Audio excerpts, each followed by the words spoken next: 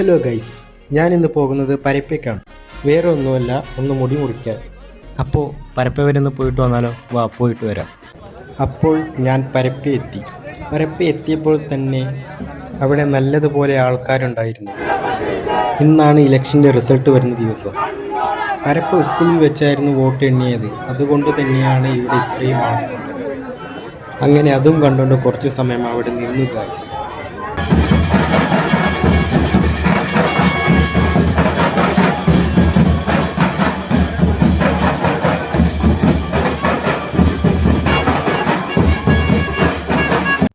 അപ്പോൾ മച്ചന്മാരെ, അവിടെ നിന്ന് അതൊക്കെ കണ്ട് നേരെ മുടി മുറിക്കാൻ.